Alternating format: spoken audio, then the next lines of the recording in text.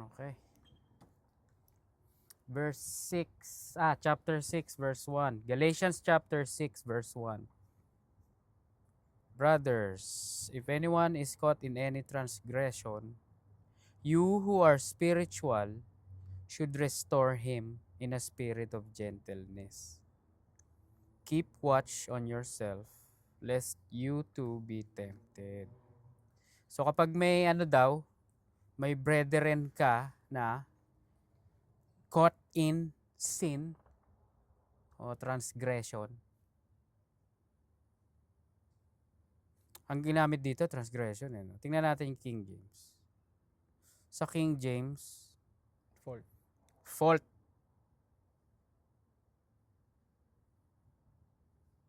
Fault ang ginamit. So basically, sabi sa Bible sin is transgression of the law. Sin is transgression of the law. Sabi sa 1 John chapter 3 verse 4. Sin is transgression of the law. Kaya, yun ba yun? Hindi. Alam ko nga sa Romans to. Teka.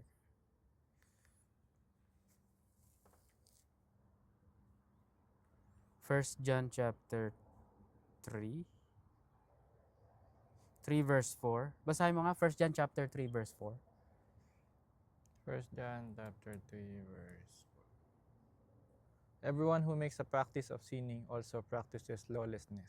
Sin is lawlessness. King James, ESV yun. King James. King James. Whosoever committeth sin transgresseth also the law. For sin is the transgression of the law. Ayun. Sin is transgression of the law. So sinabi dito, if anyone is caught in any transgression. Yung sin kasi, ano yan yung pagkakaiba nila, gara sa 1 John 3:4, no? Sin is transgression of the law. Diba? If anyone is, sa ESV to, no? If anyone is caught in any transgression, ang ibig sabihin ng transgression is, parang you went over. You transgress. Kunyari sinabi,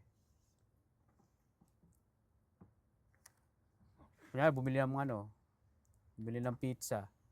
Sabi, huwag nyo kakainin yung pizza. Sa akin yan. Kinain mo yung pizza. No? Naintindihan mo? You transgressed. Sabi na sinabihan ka na Di ba? Transgressor ka. So sabi dito, if anyone is caught in any transgression, you who are spiritual should restore him in a spirit of gentleness. So pag may basically, may brethren ka na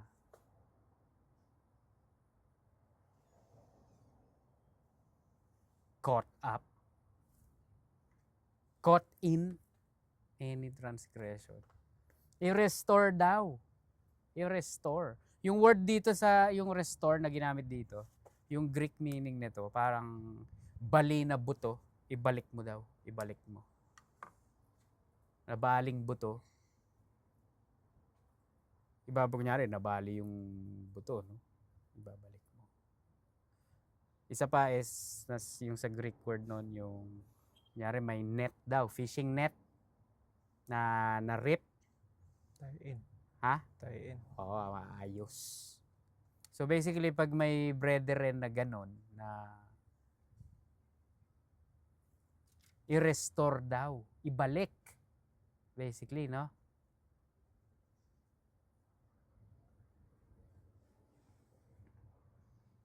Usually, ang mabilis na papasok sa isip ng tao, works, kasalanan works.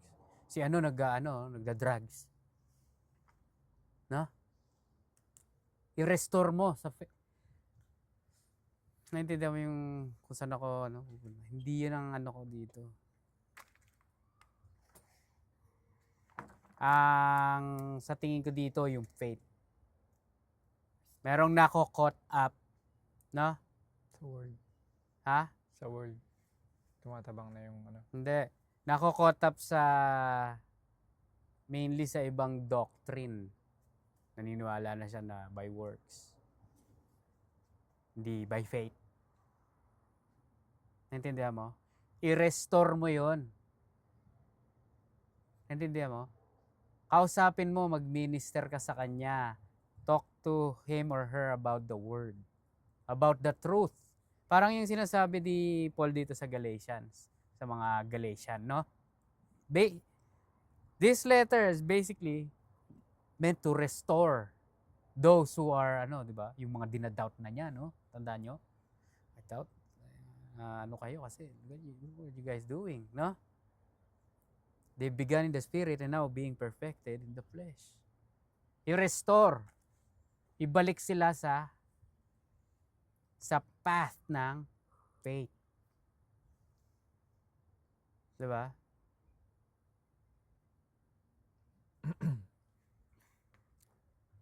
Secondly, nandun din yung, kunyari, may brethren ka na, hindi na kayo, alam mo na, hindi na kayo nagpe-fellowship dahil may nangyari. Na? I-restore yun para ma-restore siya in the fellowship. Na?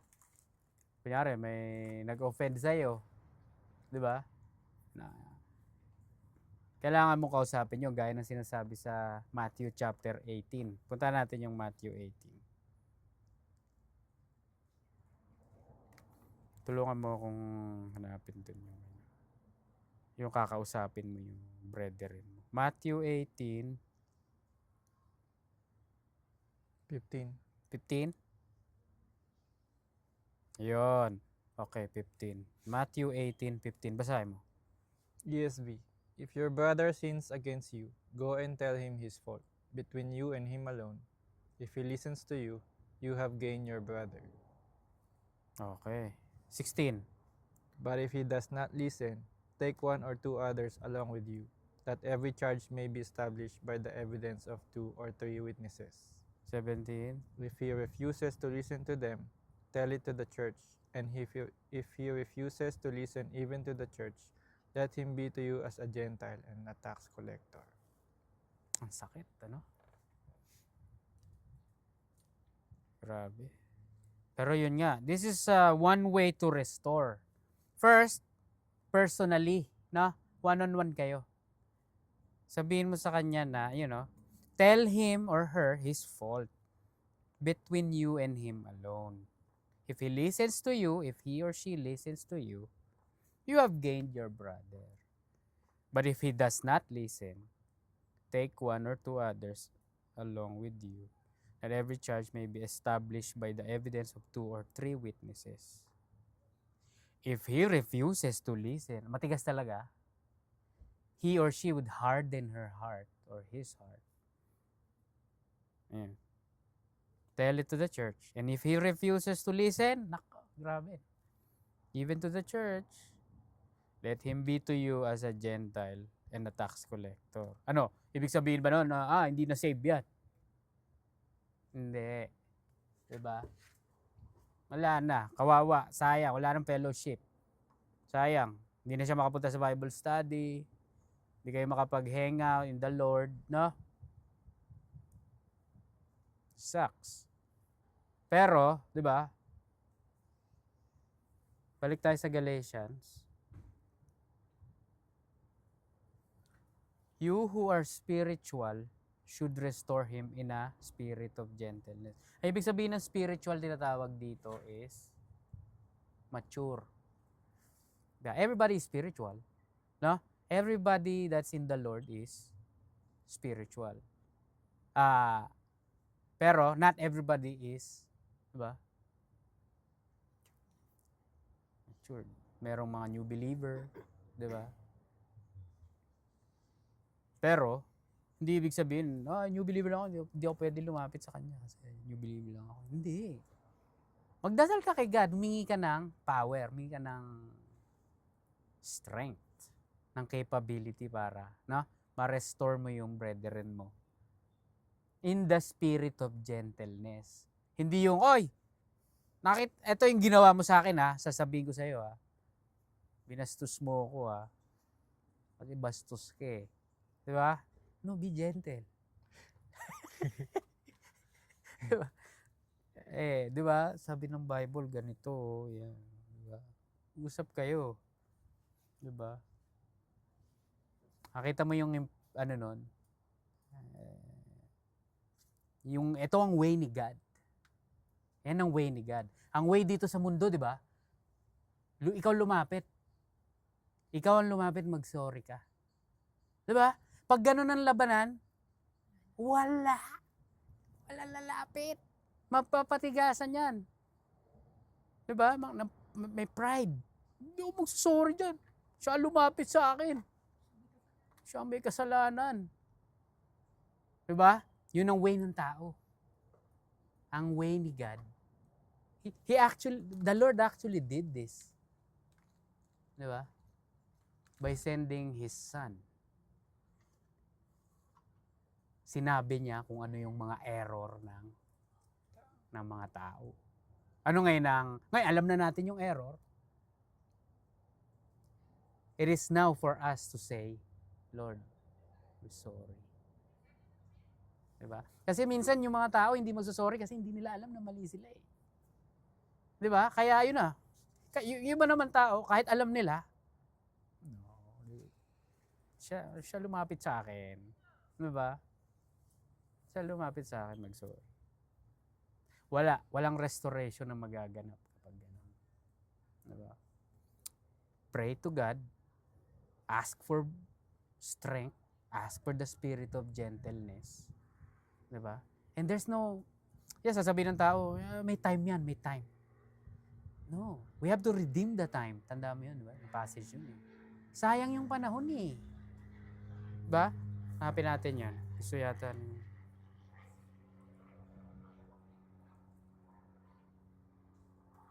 Ephesians chapter 5:16.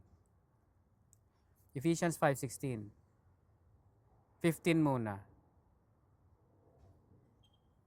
Look carefully then how you walk, not as unwise, but as wise, making the best use of the time, because the days are evil. Sa King James, redeeming the time. Yan ang ibig ko sabihin. Huwag ka na maghintay. Pag naghintay ka pa, nagpapatigas ka lang ng pride mo eh. Naintindihan mo? Tsaka na ako magsosorry. Mag-aano muna ako. Nag-pray ka na eh. Humingi ka na nga eh. Pray, believe, and receive it. Di ba? And you shall have it. Sayang yung time. Di ba? Kung plano mo sa isang linggo pa kayo mag-usap, kasi di ba? Sayang yung time. Kausapin mo na para fellowship na kayo. No? Naintindihan nyo? Mag-glorify na si Lord sa fellowship. Hindi na yung saka na. Busy ako. Diba? Hindi ko alam yung sasabihin ko. Ha? Diba? Simple-simple. Diba? So, kunyari, re-restore ka ng brethren, pwede mong i-apply yung Matthew 18. Oh, ikaw, so and so. Diba? Na-caught up ka na sa mundo ah. Diba? Hindi ka na nakipag-fellowship. Mainly with the Lord. Sa nakikita namin. Wala ka ng interest sa mga ganito, ganyan, na spiritual things. No, ito yung mo. So, di ba? Kalimutan mo 'yan, yung mga pinagdaraanan mo, yung mo. Pinatawad ka na ni Lord eh. Di ba? You can come to Him and have fellowship.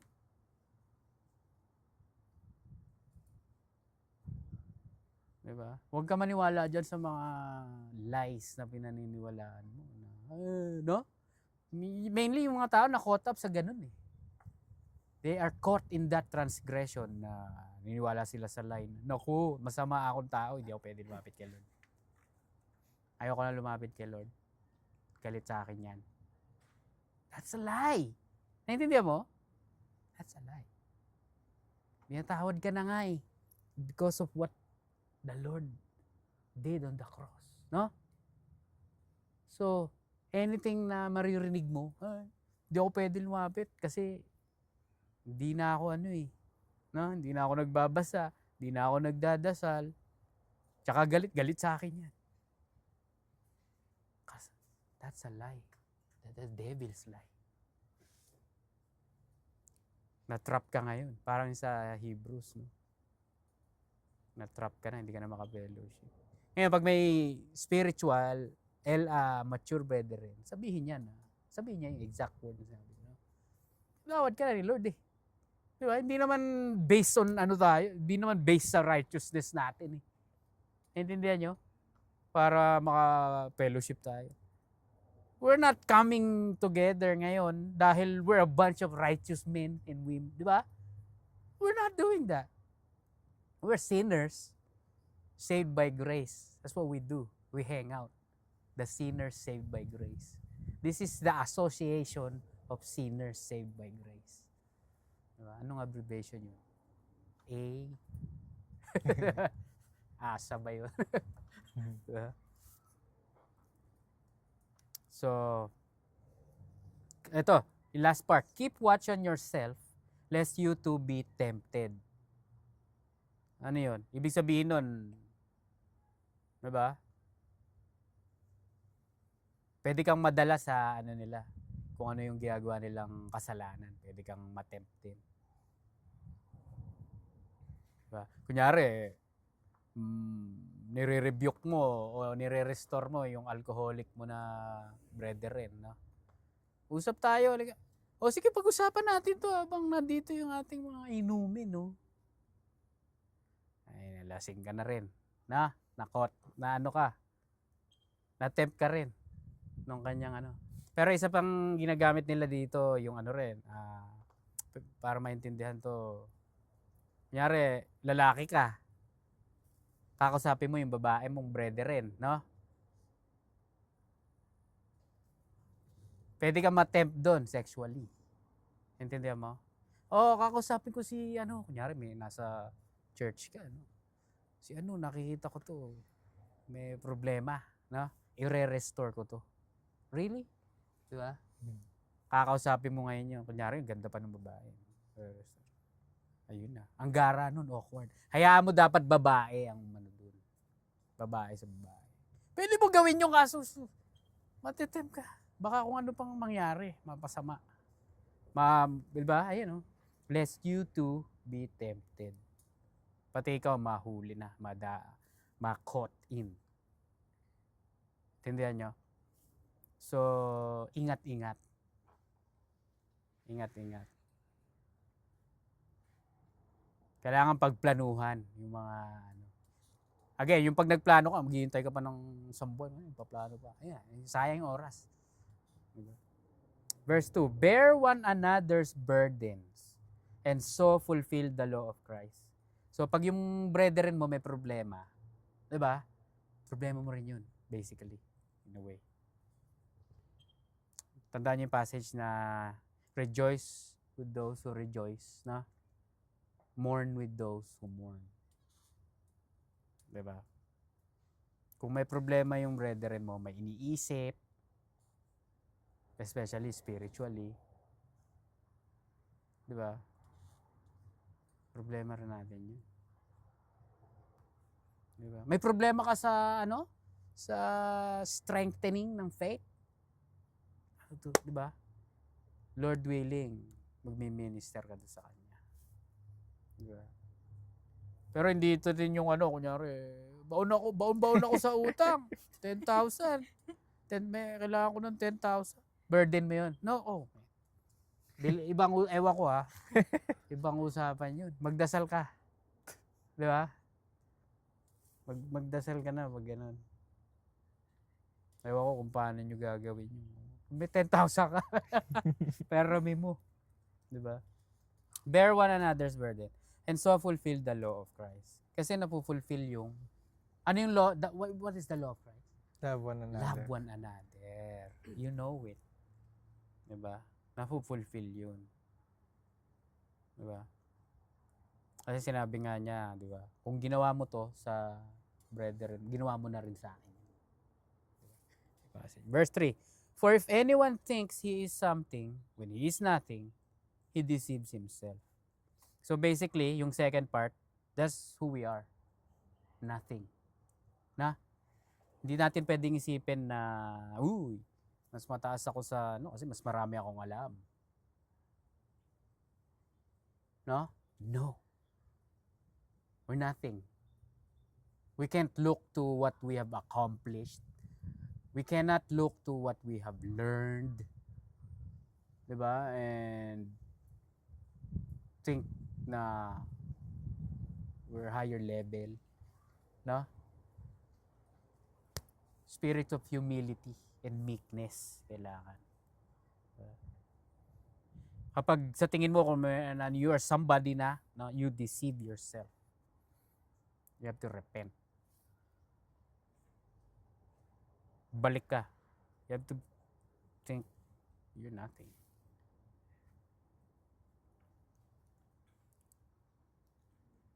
Di ka pwedeng mang-restore ng brethren na feel mo, no? O ako, mas mataas ako, so makinig ka sa akin. Naintindihan nyo? Hindi mo pwedeng i-bully yung inaano mo. Yung inaano mo, pinag-minister mo. Verse 4, but let each one test his own work. And then, his reason to boast will be in himself alone and not in his neighbor. Yung first part, let each one test his own work. Examine ang ibig sabihin yan. Sa King James, but let every man prove his own work. Pag tinik-click mo yun, examine. Let every man examine his own work. Huwag mong i-judge yung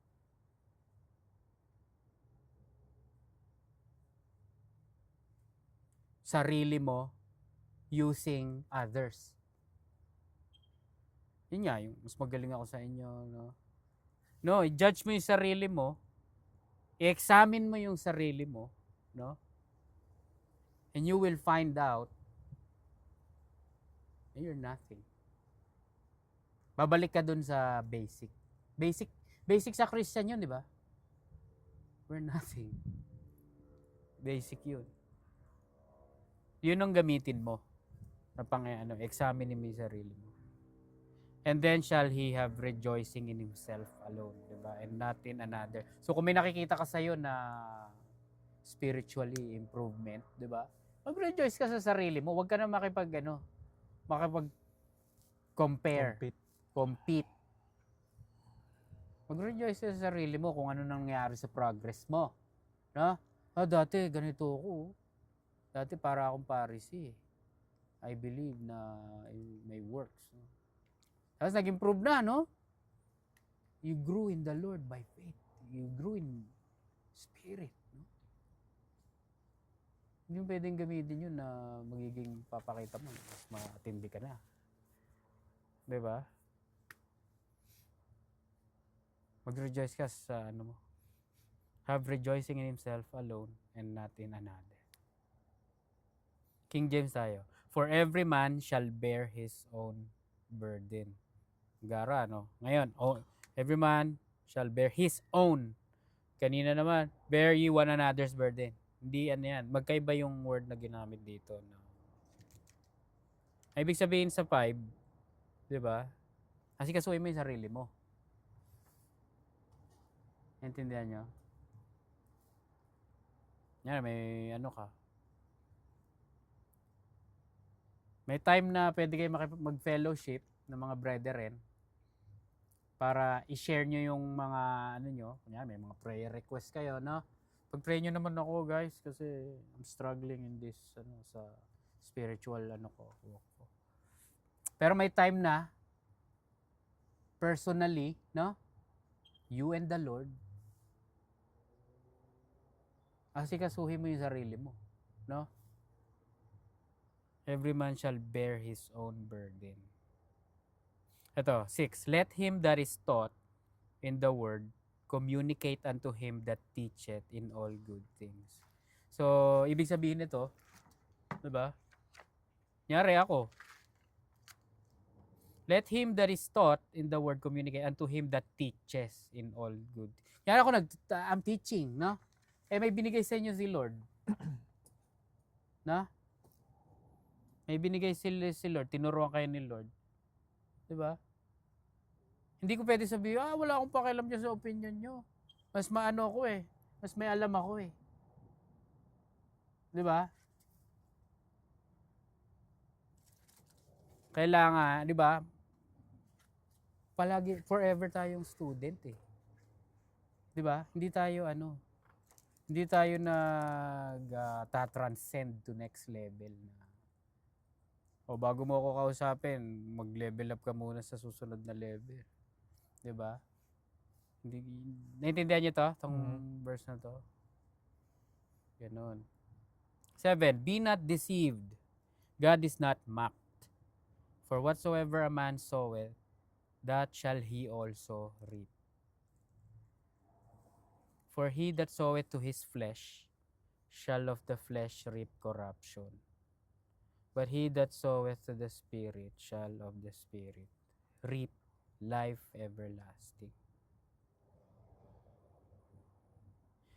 Be not deceived, God is not mocked. For whatsoever a man soweth, that shall he also reap. Connected to kasi dito sa Galatians, ang kalaban, di ba, yung mga false brethren. Na? They're basically mocking the gospel. Na? By sowing in the flesh. They're doing works of the flesh. Di ba? Guess what? No? God is not mocked. Kung diyan kayo nag-invest sa flesh, guess what? You're gonna reap corruption. Diba? Disqualification yun. Wala kayong mapapala. But he that soweth to the Spirit shall of the Spirit reap life everlasting. Aanihin mo. Spiritual things. Diba?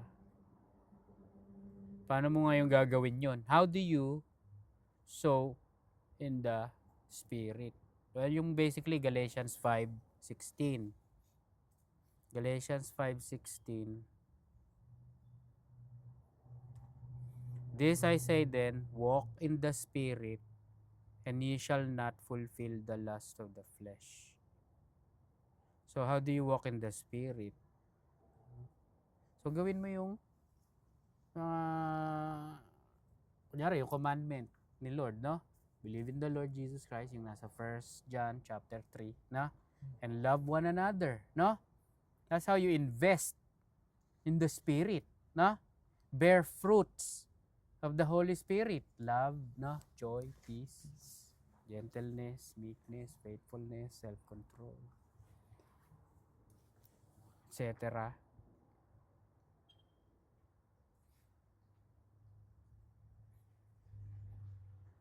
Diba? 9, and let us not be weary in well-doing, for in due season we shall reap if we faint not. Huwag ka daw magsawa o mapagod.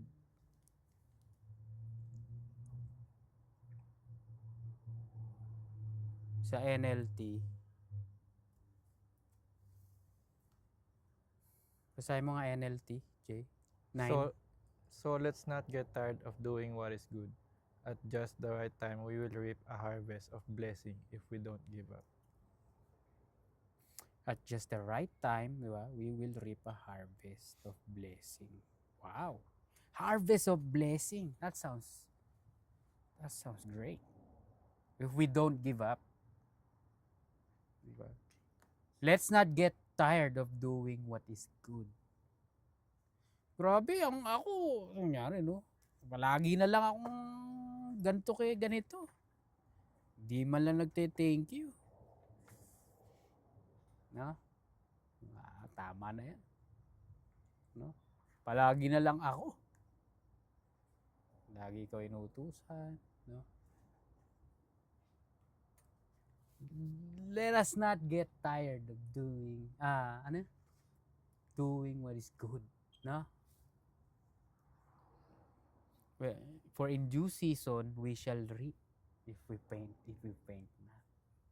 No? Kasi syempre, judge din siguro, ay, sumuko ka eh. Nakita ko yung kunot ng mukha mo na sabi mo, ako na naman. No? Nag-usapan lang natin yung last time. Diba? If we faint not. Ano yung word? Do not lose heart. No? Don't lose heart. Mare-rewardan. Either dito sa earth o sa next life. Verse 10, as we have therefore opportunity, let us do good unto all men, especially unto them who are of the household of faith. No? As long as buhay tayo, may opportunity tayo. May opportunity tayo na to do good unto all men. Especially unto them who are of the household of faith. After all, sabi pa nga sa atin, no? Love one another. Especially. Everyone naman. Ha? All men. Literal. Yeah, literal. Kasi pag ginawa mo sa ano yun, di ba? They're gonna give God the glory. Tas, di ba? May opportunity na makatanggap si Lord ng glory. Di ba? Nasaan yung sa ano? Tingnan natin.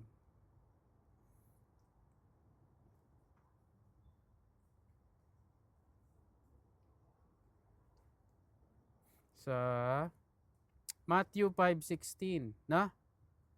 Matthew 5:16. ESV, basahin mo. In the same way, let your light shine before others, so that they may see your good works and give glory to your Father who is in heaven. See? Makikita nila yung good works mo. Kasi di ba? You did not faint in doing good works. Makikita mo dito na yung good works para sa tao yun. Diba? Do good works to men so that they will give glory to your Father.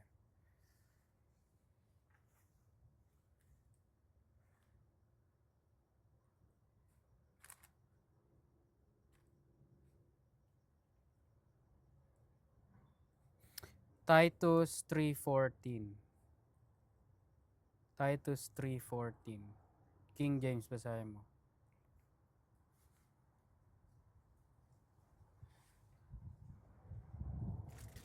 Titus 3:14. And let our people learn to devote themselves to good works, so as to help cases of urgent need and not to be unfruitful.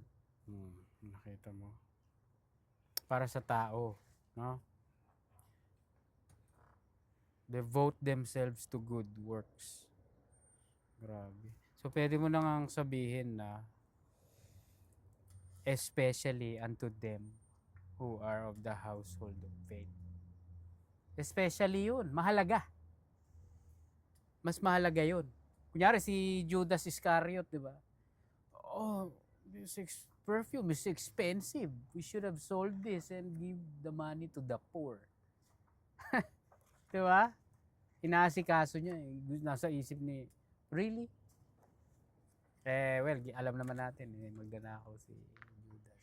Kaya, pero nakita mo naman yung, sabi ni Lord sa kanya, the poor you always have, but me, you not always have. Diba? So, especially unto them who are of the household of faith. Diba? Pagdating sa mga brethren, diba? Bukas ang ating mga kamay dapat. 11. Ye see how large a letter I have written unto you with mine own hand. So basically, historically, itong mga sulat daw ni Paul, may tagasulat siya. May tagasulat siya. Pero itong verses 11 hanggang 18, hanggang matapos na, siya na nagsulat nito. Kasi yung time nila, may mga nanggagaya ng, may mga nagsusulat din ng letter.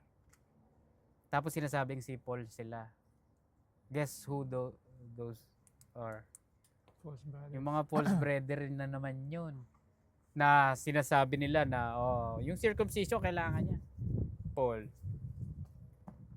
Na? So para i-combat, i-counter yung mga pinagagawa nila, parang pinirmahan ni Paul. Siya mismo sumulat dito. You see how large a letter I have written unto you with mine own hand. Ito na, ito ako to parang gano'n. Parang out of nowhere no? Nag-ano siya is teaching us. Sabay biglang, you see how large a letter. Capital letter yung mga. 'Di ba? Hindi, 'di ba? Walang false brethren ang gagawa no, yung mga false brethren talagang ginagaya nila si Paul na nagtuturo. Si Paul ginawa niya no, pumasok siya na ako na to. Ako na nagsusulat nito, no? Para malaman mo na genuine yung letter. 12. As many as desire to make a fair show in the flesh, they constrain you to be circumcised, only lest they should suffer persecution for the cross of Christ. ESV tayo. It is those who want to make a good showing in the flesh who would force you to be circumcised, then only in order that they may not be persecuted for the cross of Christ. For even those who are circumcised do not themselves keep the law, but they desire to have you circumcised, that they may boast in your flesh. Parang naghanap ng kalamay. Yung sa last part ng 12, in order that they may not be persecuted for the cross of Christ. Kasi, di ba? Kung gusto mo talaga ma-persecute, preach mo yung the only way, na? Pero itong mga false brethren, no? They make a good showing in the flesh who would force you to be circumcised. Verse 13. For even those who are circumcised do not themselves keep the law, but they desire to have you circumcised, that they may boast in your flesh. Ginagawa nilang trophy yung mga converts nila. Paramihan. Wala silang pakialam na na anong mangyari sa iyo, yung anong kahihinatnan ng faith mo o mahalaga. O si napa-circumcise nyo na to si ilan na yung na-convert, nagpa-circumcise. Diba? Last part ng verse 13. But they desire to have you circumcised, that they may boast in your flesh. Ako, dami kong na-convert. Dami kong napa-circumcise. Daming sumusunod sa mga teaching natin. No? Ganun ang ginawa nila. 14. But far be it from me to boast except in the cross of our Lord Jesus Christ, by which the world has been crucified to me and I to the world. Yun lang daw ang boasting. Except in the cross of our Lord Jesus Christ. Parang yung sa Galatians 5, only faith. Ulitin na naman niya nga to Pero last part ng 14, by which the world has been crucified to me and I to the world. Ibig sabihin yan,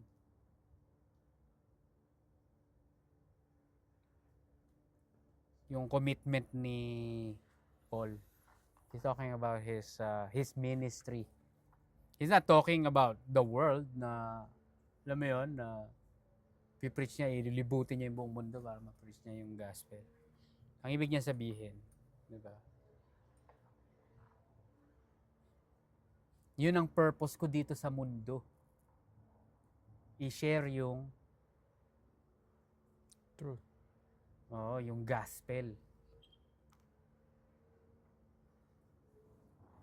Napako na ako dito sa ano na to, no? They are crucified. Ano da? Sana? The world has been crucified to me. Inako na sa puso niya. Siya naman din, no? Full commitment talaga.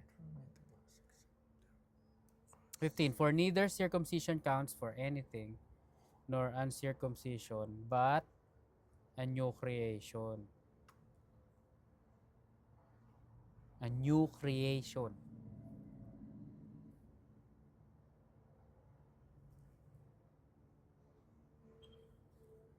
Kunyari, may mga ano ka, no? Sa kanila, in their time, circumcision. Yun ang boasting, no? Ako, circumcised ako. Guaranteed na ako na save. Kasi sabi, hindi enough yung faith eh. Kailangan circumcised. There you go. Sino mga circumcised? Taas ang kamay. No? Save. No? Sa panahon natin, uncircumcision naman, no? Kami, hindi kami uncircumcised. As if that counts for anything. No, it doesn't. It doesn't. What counts? New creation. Born again. Born again. Oo. Born again.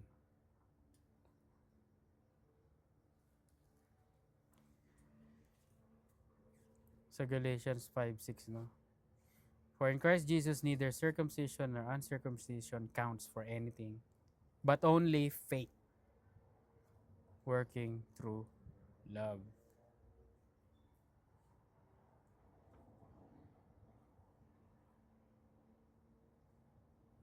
Second Corinthians 5:17.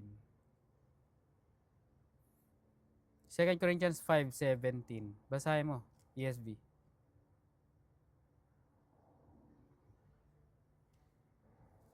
Therefore, if anyone is in Christ, he is a new creation.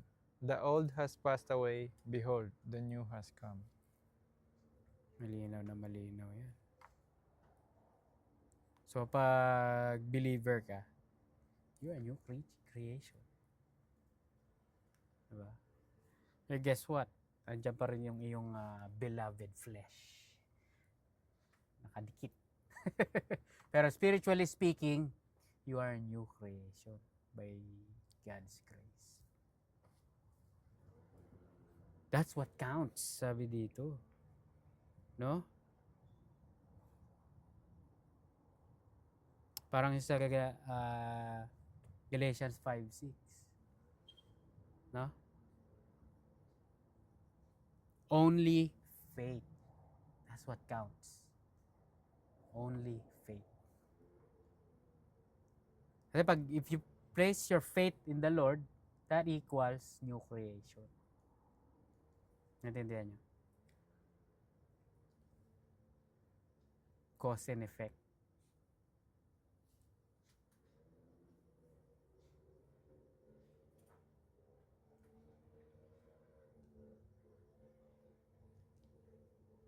So, basically, what counts is the Lord Jesus Christ. His works. Not mainly our faith. Not mainly because I am a new creation. He made me a new creation. Diba? He gave me faith. Diba? Therefore, His works is what counts. No? Who He is, that's what counts. Ang glory sa Kanya. Alone. Diba? 16.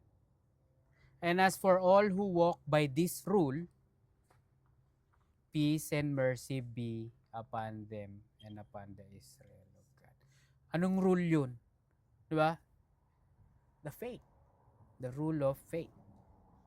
The rule of believing in the Lord Jesus Christ for the salvation of our, for the forgiveness of our sins. And as for all who walk by this rule, diba? We have that peace, na? Mm. We receive that. Ano pa? We receive mercy. Diba? Kaya, diba? Yun ang blessing sa atin. Peace and mercy be upon them and upon the Israel of God.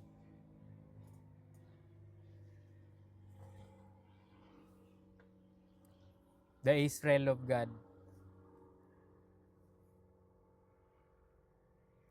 Sabi nga sa Bible di ba?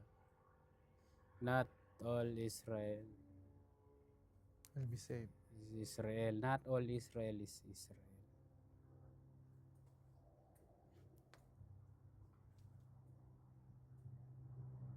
He's talking about yung Israel dito is, di ba? Romans 11 yata yun. Teka.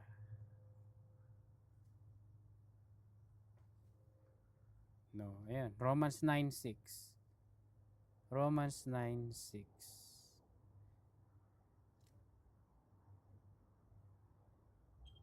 Basahin mo, ESV. Romans 9:6. But it is not as though the word of God has failed, for not all who are descended from Israel belong to Israel. Di ba? That's another study. Pero ang ibig sabihin niyan, ang tunay na Israel is those who are Israel by faith. Di ba?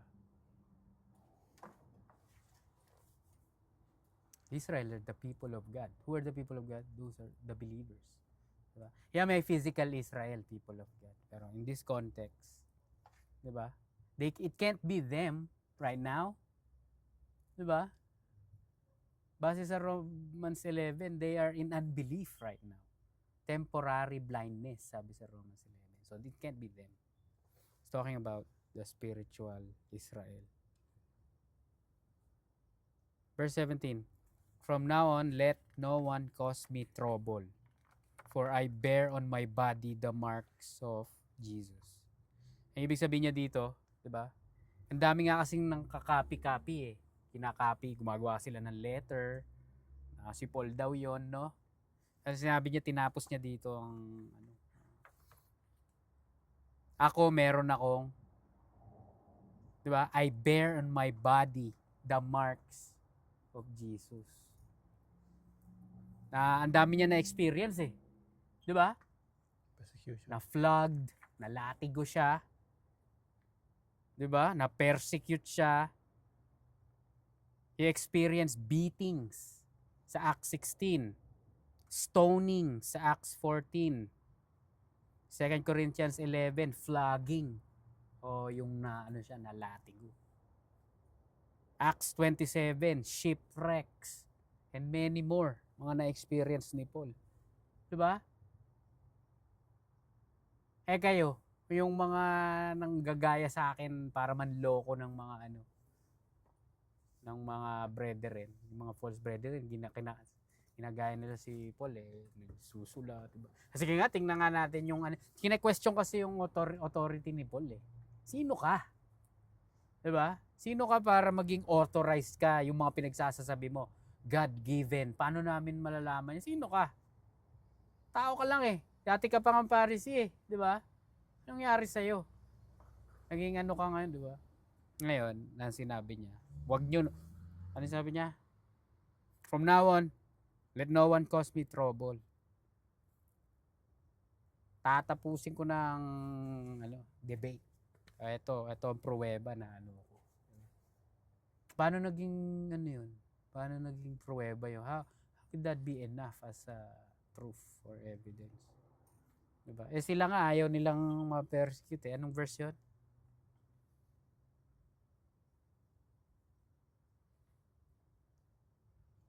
Verse 12, no? And only in order that they may not be persecuted for the cross of Christ. Diba? Nasa chapter 5 din ba yun? Na if I still preach the tatama yun? Bakit? Diba? Chapter 5? Chapter 5. Nasaan ba yun?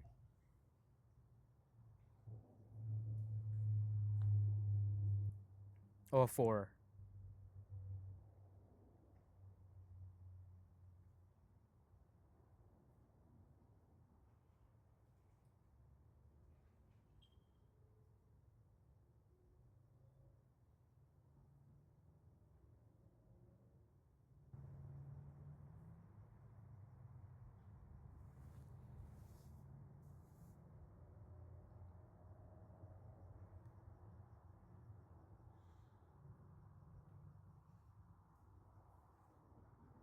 5:11. But if I, brothers, still preach circumcision, why am I still being persecuted? In that case, the offense of the cross has been removed. So pag nagpipreach ka ng cross alone, no? Hmm. The Lord Jesus Christ alone as the way equals persecution. Sila nga ayaw nila yun. Ayaw nila ma-persecute. So ano, di ba? Bakit? Ba't ayaw nyo? Mga people pleaser kasi kayo eh. Takot kayong dahil kasinungalingan nyo, no? Mga pinag-ano nyo. Peddling for lies. Diba? Si Paul, he knows.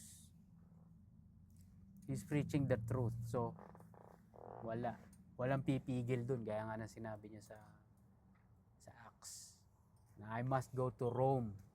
Doon ako titigil eh. Doon ako madadali. Diba? Doon ako mamamatay. Pero, yung sinabi niya sa I must go to Rome. Walang makakapigil. Di ba? Kahit kinagat siya ng ahas eh. Di ba? Hindi siya namatay. Kasi hindi naman yun. Pupunta pa ako doon. Di ba? May kagat pa pala siya ng ahas. So, kayo may mga kagat pa kayo ng ahas. 18.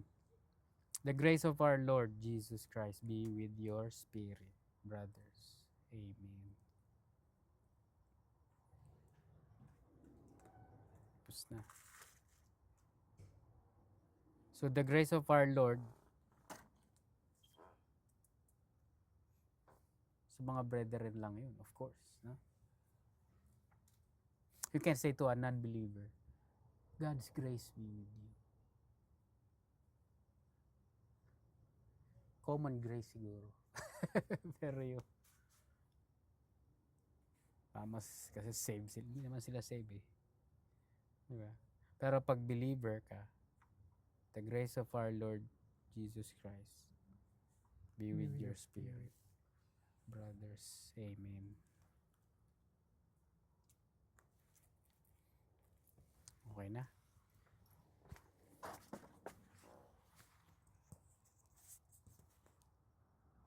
Ba't dalawa yung yellow?